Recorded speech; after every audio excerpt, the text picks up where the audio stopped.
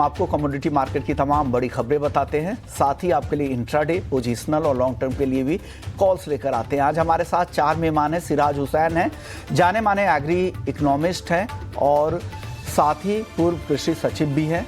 मनोज जैन हैं पृथ्वी फिनमार्ट से, कुणाल शाह हैं निर्मल वंग से और साथ ही प्रथमेश माल्या भी हैं एंजल वन से। आप सभी मेहमानों का बहुत बहुत शुक्रिया। शुरुआत आज कर लेते हैं गोल्ड के साथ, क्योंकि यहाँ पर जो बड़ी खबर है वो अमेरिकी कोर्ट की तरफ से जिस तरह से ट्रंप के टैरिफ पर उन्होंने स्थायी रूप से रोक लगा दी है, कहा कि ये अवैध है। और हालांकि ट्रंप एडमिनिस्ट्रेशन की तरफ से इसको लेकर भी उन्होंने भी अपना पक्ष रखा है, लेकिन आगे क्या कुछ होता है। लेकिन इस दौरान गोल्ड में मुनाफा वसूली बढ़ी है, 500 से 600 रुपए तक की गिरावट दिख रही है। यूएस के फेडरल कोर्ट ने ट्रंप के रेसिप्रोकल टैरिफ को खारिज कर दिया था। कोर्ट ने कहा कि डोनाल्ड ट्रंप ने अपने अधिकारों से ज़्यादा फैसला किया है, ये कोर्ट की तरफ से कहा गया है। इंटरनेशनल ट्रेड कोर्ट में 3 जजों के पैनल ने ये फैसला कल सुनाया था रेसिप्रोकल टैरिफ को लेकर। तो ये एक ऐसा फैसला था जिस पर पूरी दुनिया की नज़र रहेगी, क्योंकि ट्रंप के टैरिफ की वजह से जिस तरह से उथल पुथल बाजार में मचे थे और इंपोर्ट पर निर्भर 5 अमेरिकी कंपनियों ने कोर्ट में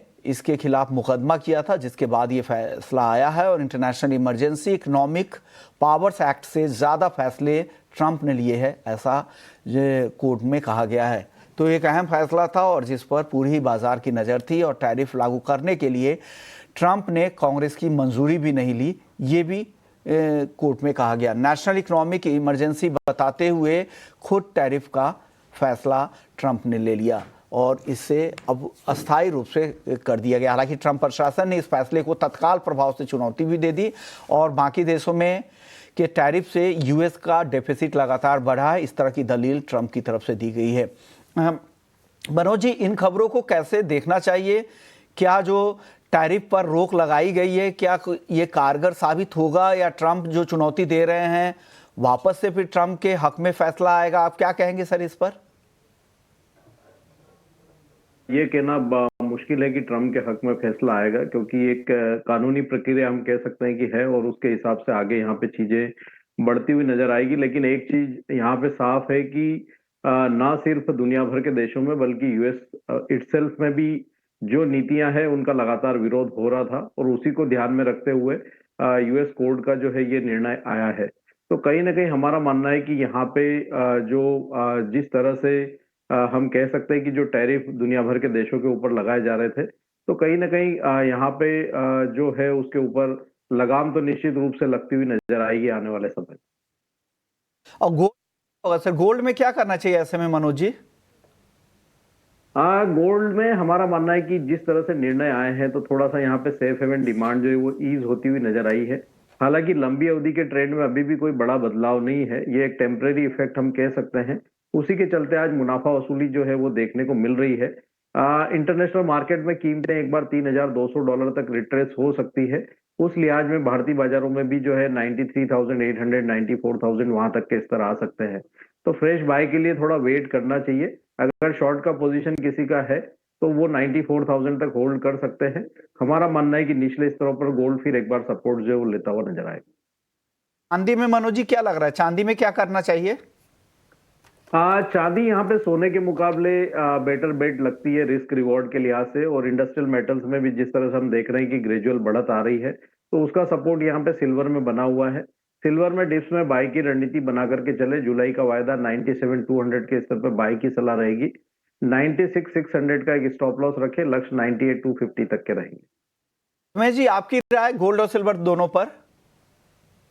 काउंटर में आज के दिन के लिए सेल की सलाह रहेगी। अगस्त वायदा गोल्ड का 95,500 के करीब बेचे, 95,650 का स्टॉप और टारगेट में नीचे 95,200। सिल्वर में जुलाई वायदा बेचना चाहिए 98,150 के करीब, 98,550 का स्टॉप और टारगेट 97,150। कुणाल जी, आप कैसे देख रहे हैं इस फैसले को? ट्रंप के खिलाफ जो फैसला आया था, जो यूएस के फेडरल कोर्ट ने ट्रंप के रेसिप्रोकल टैरिफ को खारिज किया है, इस फैसले को का बाजार पर क्या ये टेम्पररी असर है और आखिर में किसके हक में ये फैसला आ सकता है? आपका अनुभव क्या कह रहा है सर इस खबर को लेकर?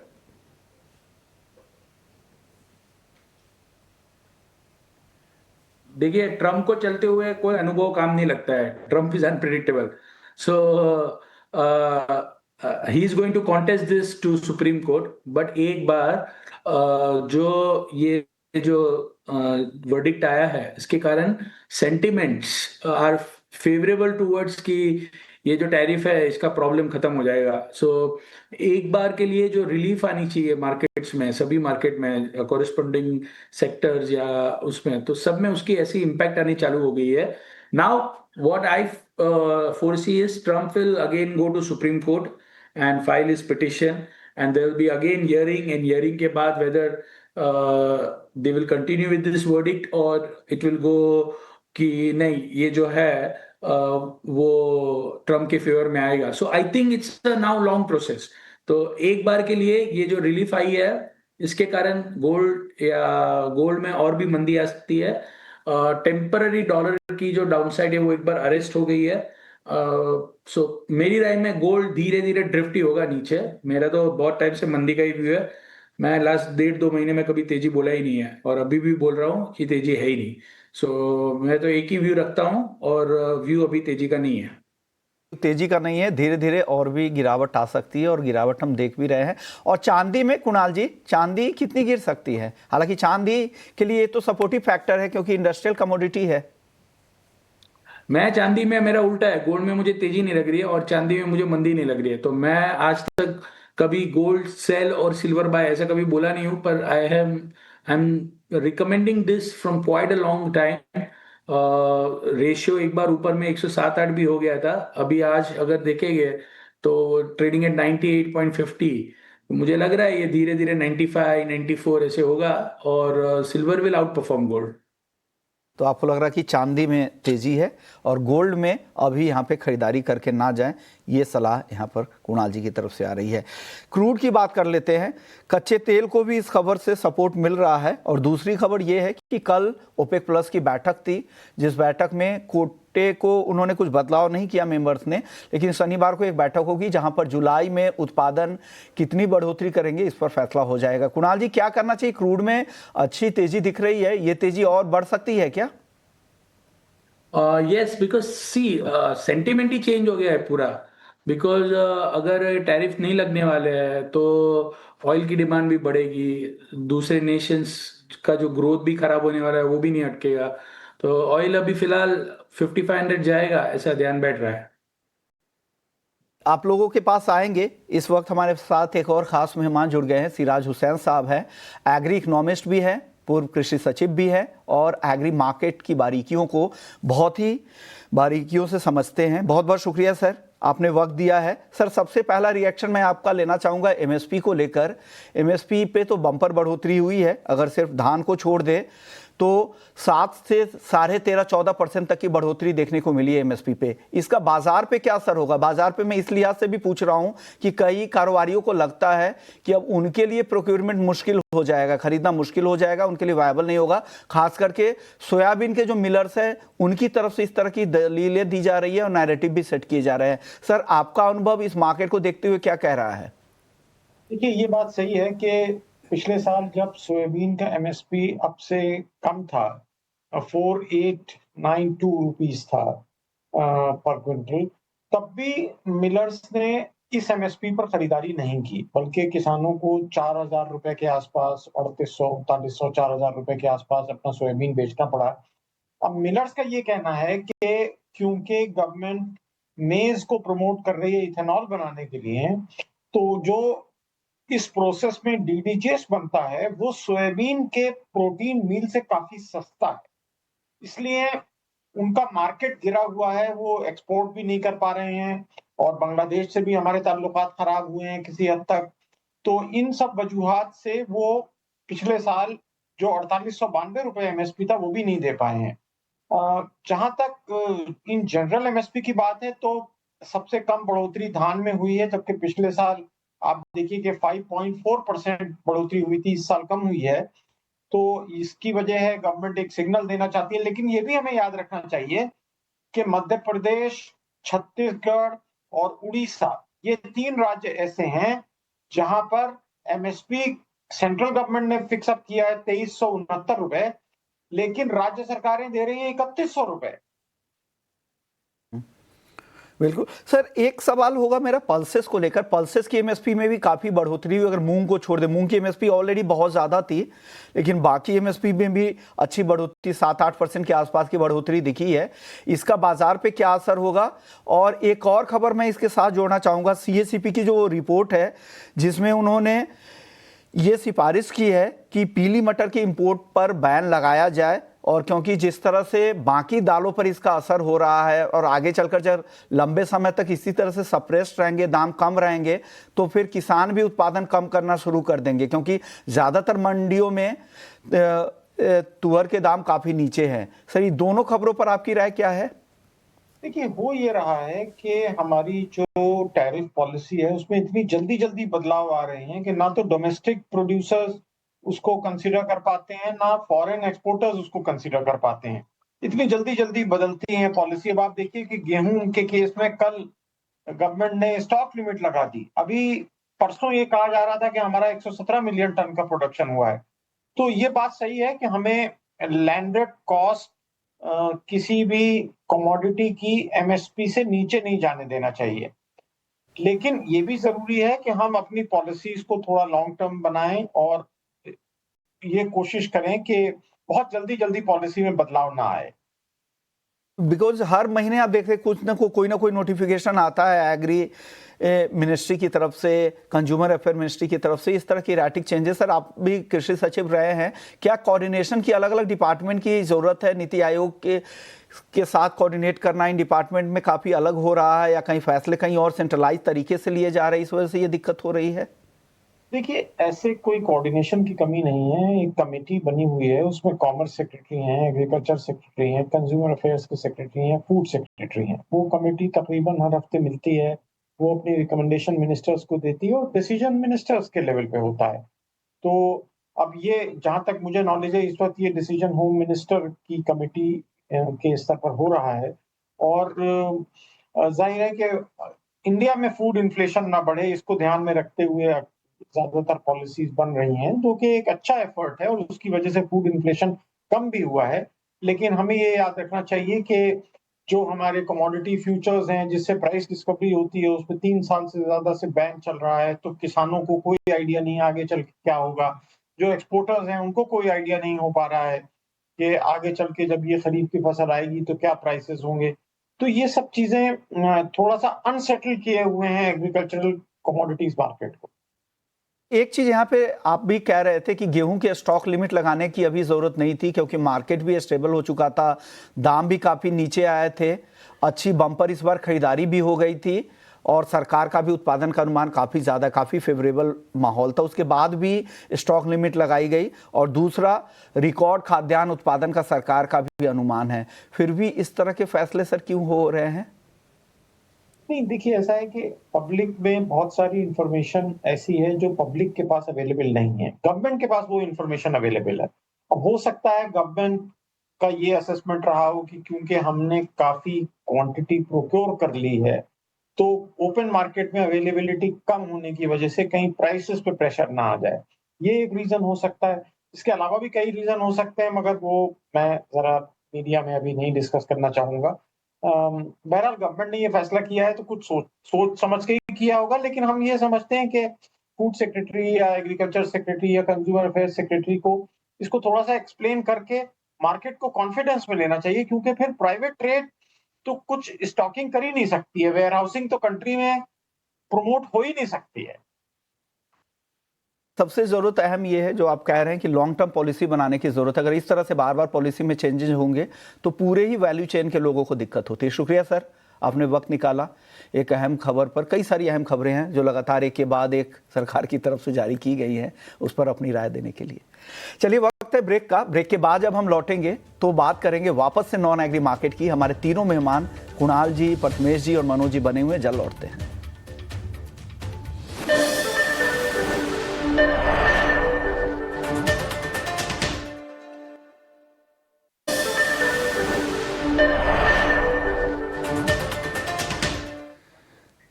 ब्रेक के बाद आपका स्वागत, और आप देख रहे हैं मुनाफे की मंडी। बात कर लेते हैं क्रूड की, कर रहे थे हम बात। मनोज जी, क्रूड पर आपकी राय क्या बन रही है? क्रूड में क्या करना चाहिए करंट लेवल पे? मेरा मानना है कि जो बढ़त है वो थोड़ी और एक्सटेंड हो सकती है। फ्रेश बाय की तो ये लेवल पे सलाह नहीं रहेगी, लेकिन अगर बाय की पोजीशन है तो उसको होल्ड किया जा सकता है 5300 के स्टॉप लॉस से। ऊपर में 5450 तक एक बार कीमतें जा सकती है। काफी कुछ ये सप्ताह के अंत में ओपेक की मीटिंग के आउटकम्स के बाद फिर यहाँ डायरेक्शन मिलते हुए नजर आएंगे, लेकिन 5450 एक रेजिस्टेंस है, तो वहां पे लॉन्ग में मुनाफा वसूली की सलाह रहेगी। के आसपास निकल जाएं, ये तेजी वहां तक एक्सटेंड हो सकती है, लेकिन आगे एक डिसाइसिव मूव आएगा जब शनिवार का फैसला आ जाएगा ओपेक प्लस के मेंबर्स का। आप बताइए प्रथमेश जी, ऑप्शंस में कोई ट्रेड है क्रूड में?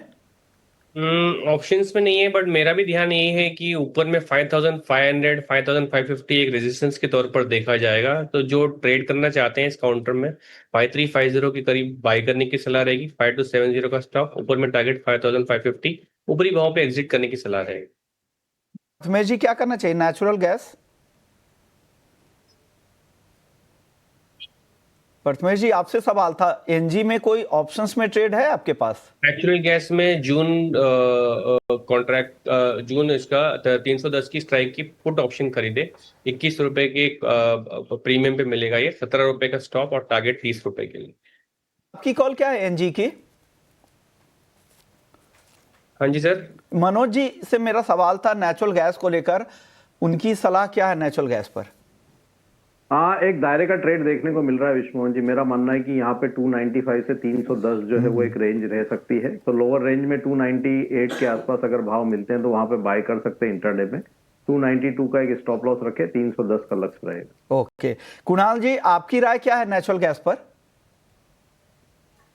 I think natural gas around 298 300 के आसपास बाय करके ऊपर में 308 315 तक के टारगेट के लिए खड़े रह सकते हैं। ओके, 315 तक के टारगेट के लिए। और बेस मेटल्स में कुणाल जी क्या करना चाहिए? बेस मेटल्स में आज जिंक अच्छी तेजी दिखा रहा है, एल्युमिनियम में भी ठीक ठाक तेजी है, क्या ये तेजी और बढ़ेगी? जिंक, एल्यूमिनियम, कॉपर सब ऊपर चला जाएगा।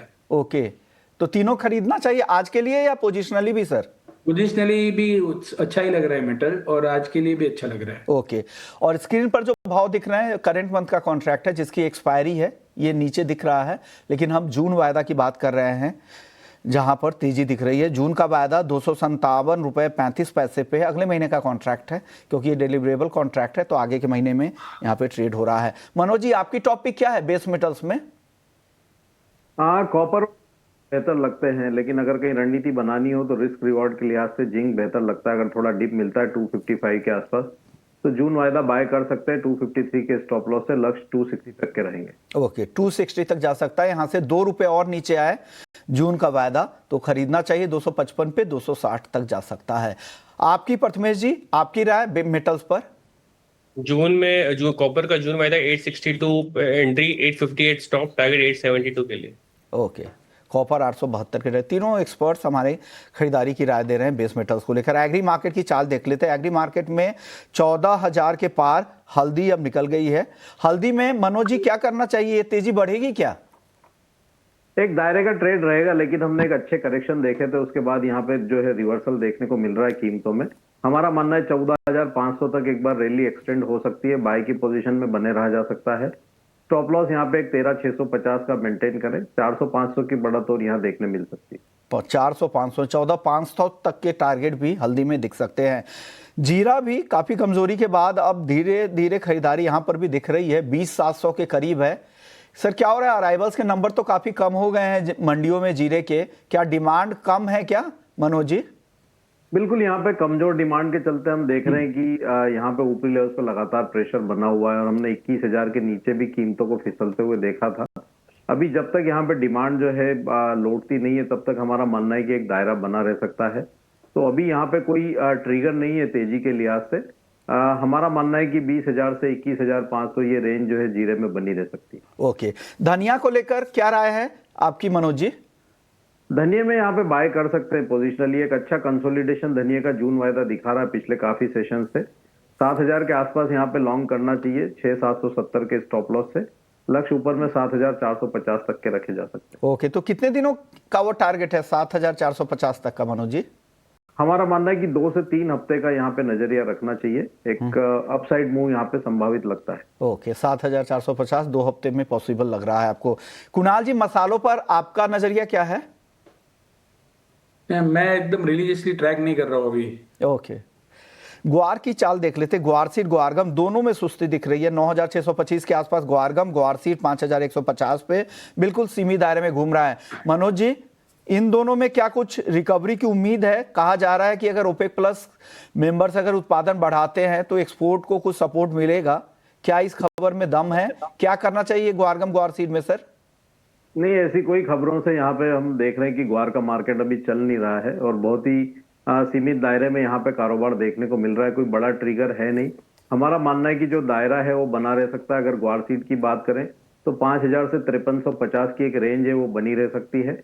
वहीं ग्वार गम में भी 9,400 से 10,200 ये रेंज जो है आगे भी बनी रह सकती है। ओके, चलिए अब आखिरी सवाल करेंसी मार्केट को लेकर। कुणाल जी, 85 रुपए 50 पैसे के नीचे रुपया है डॉलर के मुकाबले। क्या लग रहा है यहाँ पे कुछ और स्ट्रेंथ आगे दिखेगी या अब क्योंकि डॉलर में यहाँ से रिकवरी आ सकती है? आई थिंक मुझे लग रहा है कि यहाँ से थोड़ी और अप्रिसिएशन आपको इंडियन रुपी में देखने मिल सकती है। हमारी कंट्री के फंडामेंटल बेटर है, हमारी कंट्री में भी रेट कट आने वाला है। सो मुझे ठीक लग रहा है ओवरऑल। रुपी धीरे धीरे 83 82 की ओर जाता हुआ नजर आ रहा है। ओके, तो रुपए में यहाँ से रिकवरी दिख रही है। डॉलर में भी हालांकि आज मजबूती है, डॉलर इंडेक्स वापस से 100 के ऊपर चला गया है। शुक्रिया कुणाल जी आपका, मनोज जी, प्रथमेश जी आपका भी बहुत बहुत शुक्रिया। आप लोगों ने वक्त निकाला और हमारे दर्शकों को गाइड किया। इक्विटी मार्केट को आज देखें तो आज बेहद सीमित दायरे में बाजार कारोबार कर रहा है। निफ्टी 24,740 के आसपास, निफ्टी बैंक में थोड़ी कमजोरी यहाँ पर दिख रही है, करीब करीब 240 अंकों की गिरावट यहाँ पर दिख रही है। दबाव कहाँ से आ रहा है? तो दबाव बना रहे हैं सरकारी बैंक और प्राइवेट बैंकों में भी कमजोरी। इसके अलावा एफएमसीजी में आज भी थोड़ी नरमी है, चुनिंदा एफएमसीजी शेयर कमजोर नजर आ रहे हैं। खरीदारी आज मेटल और आईटी में दिख रही है, दोनों ही इंडेक्स अच्छी तेजी दिखा रहे हैं। फार्मा में तेजी, क्या कुछ हो रहा है वायदा बाजार में बताएंगे आपको एफएनओ जंक्शन में। जल्द लौटते हैं, नमस्कार।